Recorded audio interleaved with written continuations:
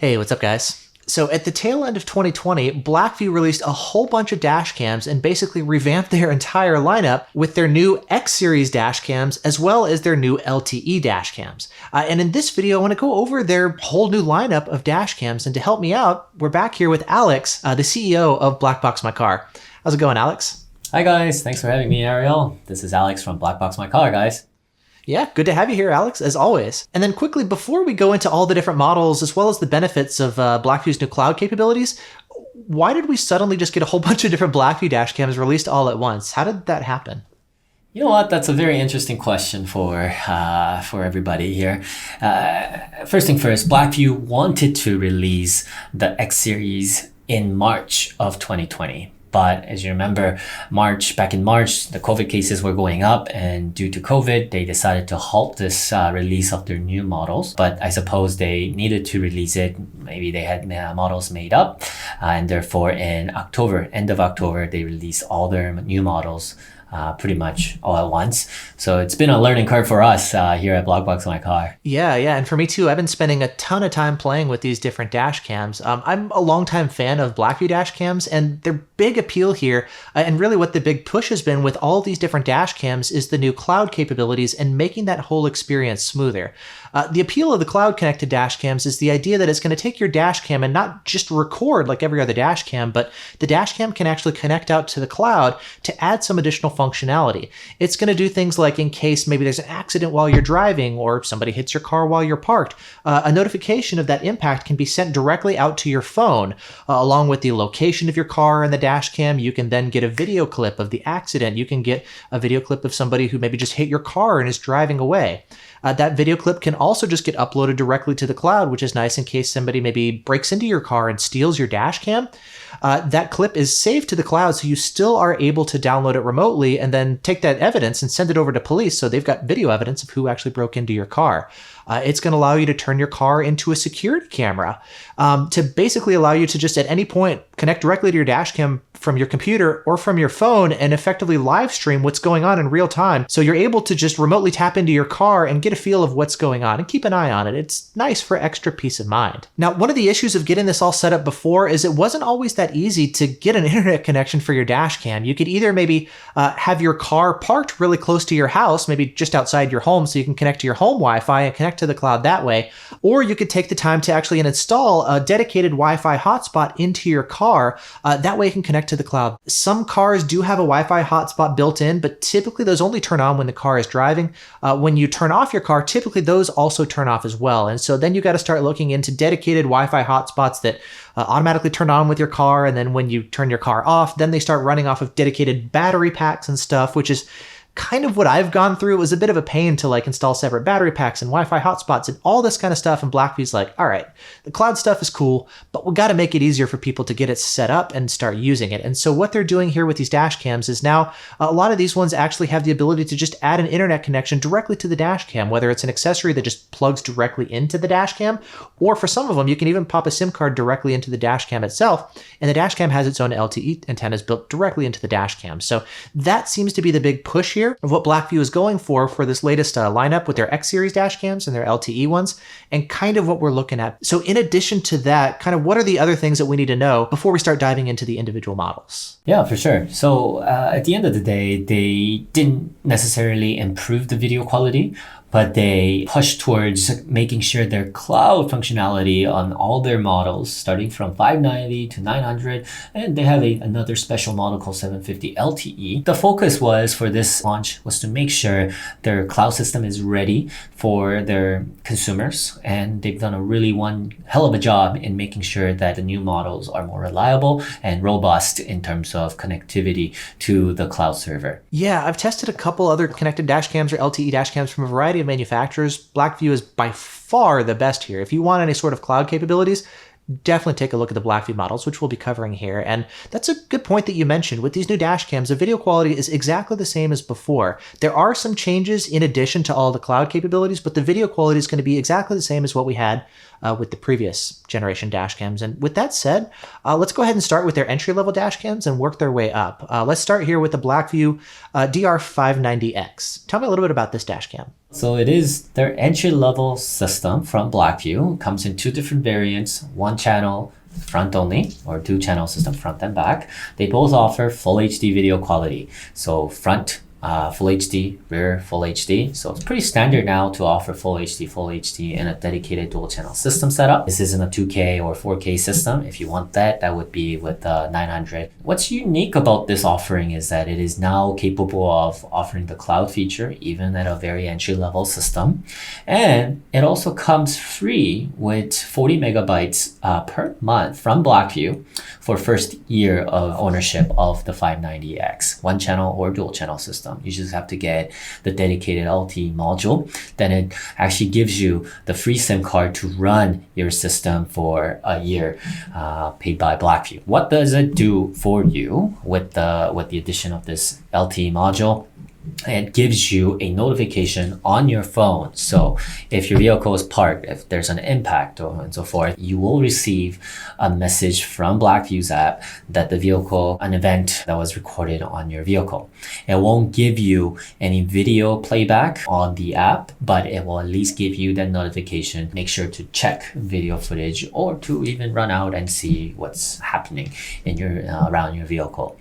So at least you can still see like maybe a car ahead of you or somebody that hit your car or a person that hit your car, correct? And that's right. And I'm thinking Blackvue wants this feature pretty much standard for all their upcoming newer models per se. And that's why I think they're starting out with the 590X and just trying to test the market and see how many people would be willing to always use this feature.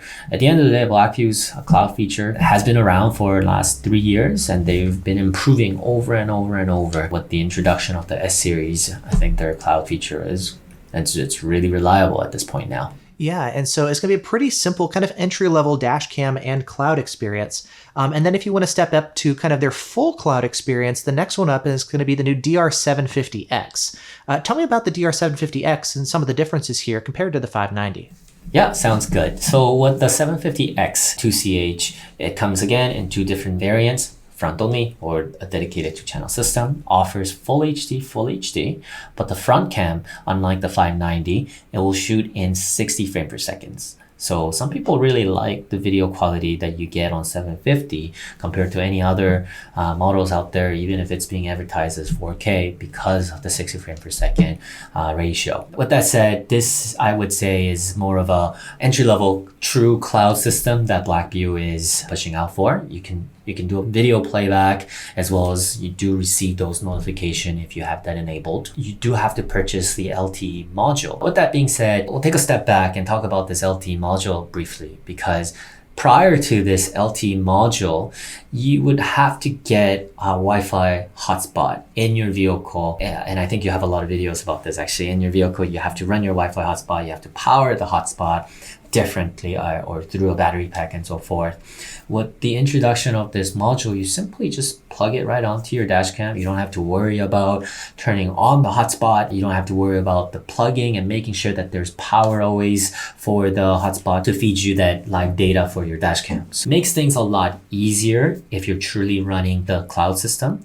And believe it or not, this sort of blew out the water for us too. We didn't think that the whole cloud and the Wi-Fi module, LTE module, would be that popular with the introduction of this series, but it's become a very popular thing to do, and that just speaks about the Blackvue's, I think, the loyal fan base that Blackvue has with their devices. Interesting. That's good to hear. I didn't actually know how popular it was. I mean, I like it, but I didn't really know if like other people do too, you know? And like when I'm playing with it, I'm kind of seeing more of the technical stuff. So I'm like, okay, cool. I got this LTE module and it plugs into the side of the dash cam. How does that work? Well, the connectivity is easier, but then you run into some issues where like, if you want to pop out the memory card of the dash cam, now with this one, you have to not only unplug the power cable in order to be able to pop the cover off the side to remove the memory card, but you also have to then unplug this LTE module as well. So there's now two things to unplug instead of one. So that's a difference that I've noticed compared to maybe running it off of a separate external Wi-Fi hotspot. But I mean, it's definitely easier just to have a dedicated LTE module and not have to worry about powering Wi-Fi hotspots and everything. It definitely simplifies the whole experience. You just got to keep in mind that one little quirk with the power cable thing, plus the fact that you do have one little extra box that you're going to have to tuck away and hide somewhere, maybe up in your headliner or wherever else, but it definitely seems to improve the cloud connectivity and make it easier. Let's talk quickly also about pricing for people who want the cloud capability here, and you also want the video capabilities. I definitely think it's worth it. If you're looking for a cloud capable dash cam, I would recommend at least a 750X minimum to get the video for the cloud. Here in the US, there's two providers that are available. There's AT&T and T-Mobile, and you can use their prepaid SIM cards even if you're not an AT&T or T-Mobile customer. If you're Verizon or something else, you can get a prepaid card. Pricing here's how that looks in the US. With T-Mobile, you can get a prepaid SIM card. You're going to pay $10 for the card up front, and then another $10 per month for 2 gigs of 4G LTE data, and then unlimited 3G after that, which is just fine. So effectively $10 a month for your unlimited service. With AT&T, it's cheaper up front. It's only $5 to purchase a prepaid card, but then you're looking at $20 a month for your unlimited data service. So I find the best deal is just go get a prepaid T-Mobile card and just get a data-only card, and you can pop it in for your Blackvue Dashcam, and $10 a month, you get yourself your data plan. What about in Canada? How does it work there? Oh yeah, similar to what you have described just now, especially if you have a cell phone plan that offers share your data with your iPad and so forth just by simply getting another SIM card. And we found that that is the best practice to go about. But then again though, if you don't have the latest phone plan, it could run you anywhere between $20 to even $30 a month if you have to get another SIM card dedicated for the cloud module. That being said, we've tested it just anywhere between $10 to $20 is normally what we would pay to keep up with the notification system and sometimes do a playback here and there. It all just depends on how much data you use that you pull. But if you have a very good plan with lots of data pull, then you probably won't be looking at more than $10 here in Canada as well. Yeah, and I found you don't need a ton of data. Like Blackvue has some good information on their website with how big the video files are, depending on which camera and like file size and file quality and all that kind of stuff, which you can take a look at. In short, I find even 2 gigs is plenty. It's not like you're constantly trying to live stream. Live streaming is only like 480p, by the way. It's not 1080p or even 4K. It's low resolution there. And then uploading videos to the cloud, that's going to be the biggest thing. But you can easily push several of them every month. You don't necessarily need every single one, but you can. And even for something like that, if you've got a really fast plan initially, and then after you go through the 2 gigs, it slows down. Fine, it just takes a little bit longer to upload to the cloud, but not necessarily a huge deal. So I found the data caps aren't necessarily a huge deal in practice, but you can always take a look and run the numbers if that's something that you're curious about based on what dashcam you're running, what video quality, as well as which plans you're looking at. 100%. And I think you pointed out something very important for us to point out here. Blackvue is the first dashcam, sort of everyday driver's dashcam that offers cloud capability at a very affordable price. And their technology behind making sure this video is reliably fed up to the cloud server. Not only that, also in a way that you can view this video footage quickly and through your phone. It speaks a lot about their engineering and research and development behind creating these lineup. So as much as we are not so excited about what the X series with not having a better video quality, but really I think their core focus on this specific release was to make sure their cloud functionality is much reliable as well as just much easier to use for their users. For sure, that's definitely a big difference compared to their previous gen dashcams. And speaking of which, we can take a look next at the Blackvue DR590X, which is now the successor to the DR590S. Same idea as 750S to 750X, same video quality, 4K. Still has the same 1080p rear dash cam if you choose to opt for that. But again, the same thing. It's just you now have this LTE module that plugs into the side of the dash cam and allows you to connect to the cloud that way. Now, with these X series dash cams like the 750X and the 900X, there's a few other changes as well besides the ability to plug in an LTE module. If you take a look at the outside of the dash cams, for example, you'll notice there's some additional vent holes on the new X series dash cams. There's also some internal changes, and all these changes are specifically designed to help the dashcam avoid some of the overheating issues that plagued the DR900S that we saw before. Now the dashcam has a little bit better cooling, so it's designed to help avoid overheating in hotter climates. Additionally, the power input cable has been changed as well.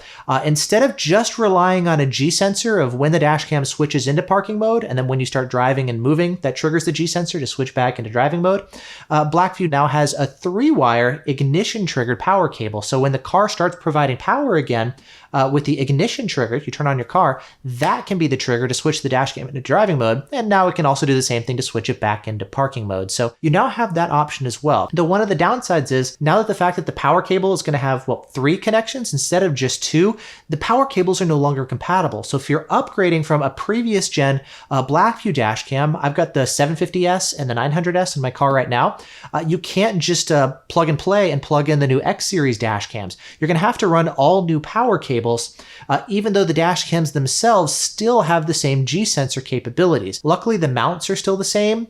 The rear dashcam is the same, as well as the cable that physically connects the front dashcam to the rear dashcam. So most everything is the same, but the power cable specifically is different because of the fact that there's now the 3-wire ignition triggered parking mode capability. So another little change besides just all of the cloud stuff that we've been talking about. And then finally, a quick thing to note is you're no longer going to be reliant on an external voltage management solution like the PowerMagic Pro. Now the dashcam itself has all the voltage management built in, so you can set your voltage cutoff thresholds for how far down your car battery has to drop before the dashcam shuts off to avoid draining your car battery. That way you can still actually start your car up next time. So more capabilities now actually built directly into the dashcam instead of reliant on an external accessory. The next one to talk about is the Blackvue DR590 2-channel LTE. This is nice if you don't like the idea of having the LTE module. It's an optional extra. It's $150. If you don't want to buy that extra module and plug it into the dashcam, if instead you'd rather just plug the SIM card directly into the dashcam itself, Blackvue now sells the DR590 2-channel LTE. This is going to be a bigger dashcam than the 750X or the 900X because of the fact it's got to have the SIM card in there, it's got to have the LTE antennas in the dashcam itself, plus it needs additional cooling for all of this new circuitry that they've put in there. And so the dashcam is going to be a little bit bigger and bulkier. You won't necessarily notice that if you have the dashcam maybe mounted behind your rearview mirror. So from the inside of the car, you won't necessarily notice that, but the dashcam does have additional cooling and additional bulk now because everything is built directly into the dashcam. It's going to further simplify this whole setup process because you don't need extra dongles plugging into the side of the dashcam, but then the dashcam itself is going to be a little bit more expensive, and then it winds up being a little bit bigger too. So that's the DR590 2-channel LTE. What are your thoughts on the dashcam here? 750 LTE, the biggest surprise is that it is quite large and comes to size for the profile of the device. I have one right here next to me. So this is the 750 LTE.